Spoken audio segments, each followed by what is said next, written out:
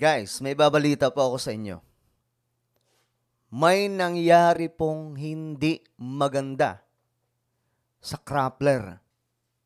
Okay? At yan po ang pag-uusapan natin ngayon. Kung ano ito. Anyway, kung hindi ka pa po nakakapag-subscribe, please pag-subscribe po yung ating channel at pakiclick din po ang bell notification para lagi po kayong maa-update. At i-all nyo po ang notification bell. At syempre, sabay-sabay nyo rin pong i-like ang video na to para po mas marami sa ating mga kababayan ang makapanood. Ay, nako po, mga sangkay.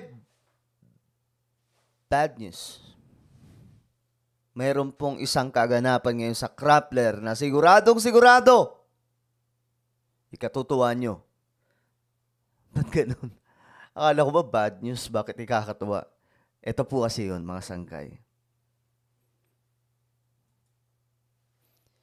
Balitang-balita po mula pa sa ABS-CBN News. Ito. Ang SEC daw po ay may order sa Rappler na mag-shutdown na. Ayon po kay Maria Ressa. OMG. Hindi pa po ito headline, mga sangkay, actually, sa iba't ibang ng mainstream media. Okay. Pero pag-uusapan na rin po natin ngayon, itong nangyari po sa sa Crappler. Ano ba ang nangyari? Bakit may order ang SEC na mag-shutdown na ang Rappler? Grabe naman tong dagok. Kaya pala gigil na gigil si si Rambo Talabong sa amin, ha. O ito. Basahin mo natin. Ressa, SEC has issued ruling that effectively confirmed Rappler shutdown. Manila Nobel Prize and Nobel Peace Prize Maria Ressa on Wednesday morning, Manila Times said, okay, inilabas pala ito sa Manila Times. The Securities and Exchange Commission, or SEC, has ordered online news organization Rappler to shut down. Bye-bye. Bye-bye sa Rappler. Hindi talaga bulag yung nakatataas. Itong Rappler, matagal na pong ginuguyo ang sambayan ng Pilipino, eh. 'Di ba? Yung mga negatibo nilang pagbabalita laban sa gobyerno, pero itong nangyari, mga sangkay, itong nangyaring pagpapa-shutdown mismo sa Rappler, ay malamang sa malamang. Mas malalim po ang dahilan dito. Hindi po yung pagiging pagbabalita po nila na wala sa ayos. The SEC ruling was dated Tuesday, June 28, according to a Rappler statement that Ressa shared as a spoke at the East-West Center International Media Conference in Hawaii.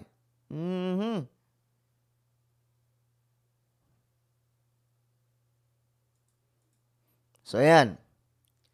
Breaking news.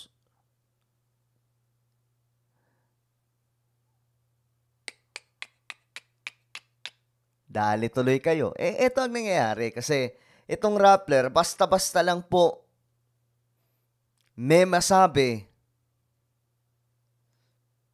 Hindi ko alam kung nag-iisip po itong Rappler, eh. Nasobrahan po talaga sila sa hype. Nasobrahan po sa kayabangan. Ayan, tuloy. Pinapa-shutdown na. Ayun, no? The SEC ruling was dated Tuesday, June 28, according to a Rappler statement that Ressa shared as she spoke at the East-West Center International Media Conference in Hawaii. Breaking news announces the Securities and Exchange Commission affirmed its earlier decision to revoke the certificates of incorporation of Rappler and Rappler Holdings Corporation.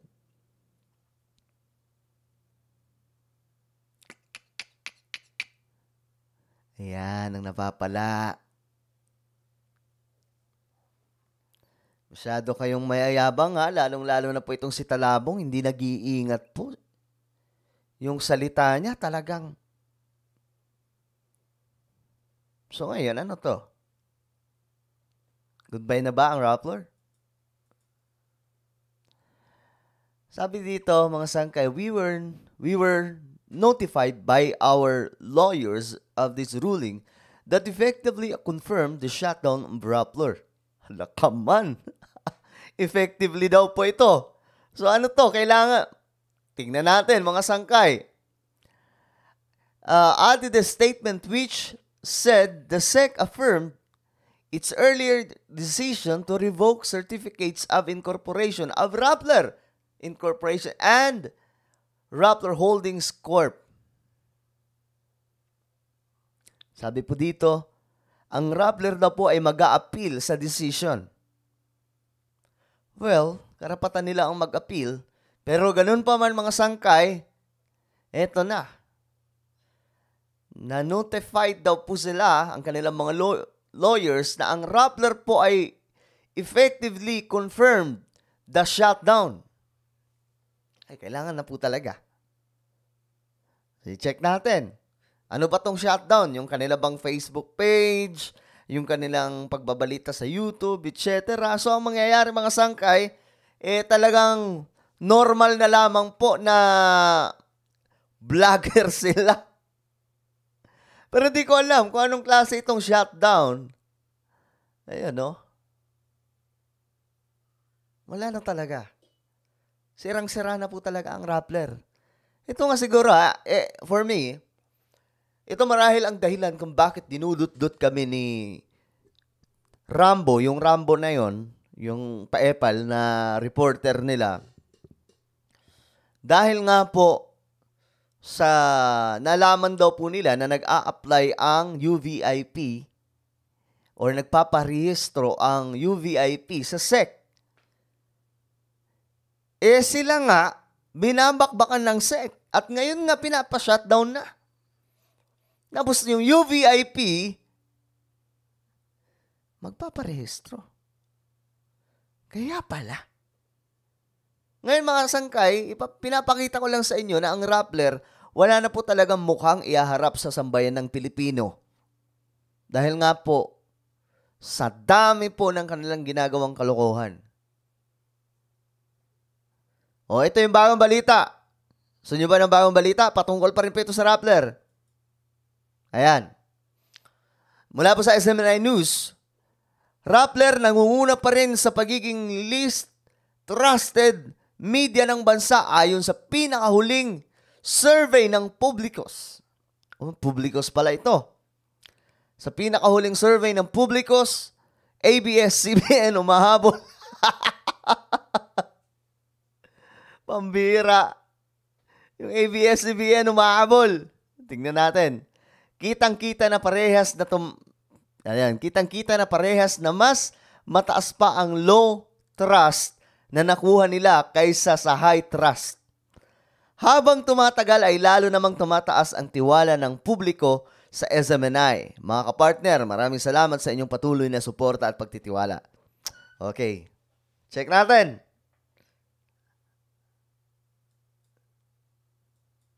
Ayan. Hanapin natin yung Rappler. Ayun.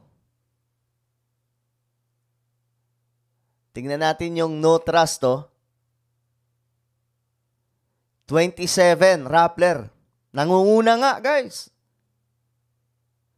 Sinundan ito ng ABS-CBN, oh. Ayan, 17. Check nyo mabuti, ha. Yung Rappler, ayan, makikita nyo, yung no trust, 27. Ang ABS-CBN naman, ang no trust is 17. Anong nangyayari? Bakit ganon? Pambihira naman.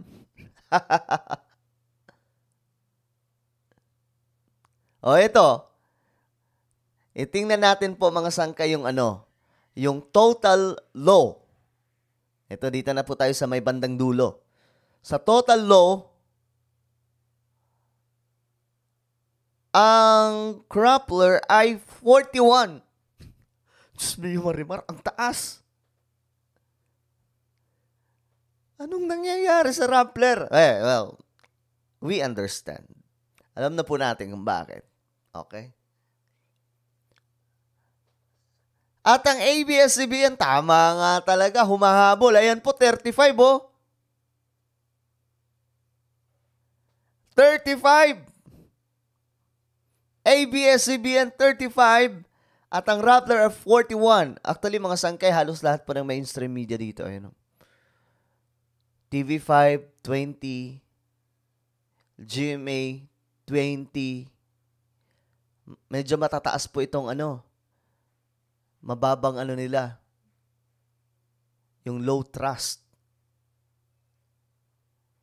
Pabagsak ng pabagsak po talaga yung tiwala. Kaya nga ang advice ko talaga sa mga mainstream media, may panahon pa para magpakabait at suportahan ang gobyerno, magbalita ng tama. Yun lang. Sa ganong pamamaraan, magtitiwala, dahan-dahan muli ang taong bayan. Walang ibang pamamaraan dito. Ang reason kung bakit sinusuportahan kami ng mga kababayan natin, kahit sinasabihin nyo kaming fake news, kahit sinasabihan nyo kaming walang credibility magbalita, ay dahil po tapat kami sa pagbabalita. Tapat kami sa mga isinisiwalat dito. Yung mga opinion namin dito ay base po sa nakikita naming katotohanan. Ngayon, congratulate natin po yung Rappler. Yung Rappler talagang 41 eh. Yung ABS-CBN, 35. Ay, nako naman. So, ayun nga, mga sangkay. Again, ang Rappler po ay, ang SEC po ay may order sa Rappler na mag-shutdown na. Okay? At, tingnan po natin yung mga susunod na balita tungkol dito. So maraming salamat po sa inyong panonood. Hanggang sa muli, this is me, Sangkay Janjan. Please like, comment, share, and subscribe. At palagi niyo pong tatandaan that Jesus loves you. God bless everyone.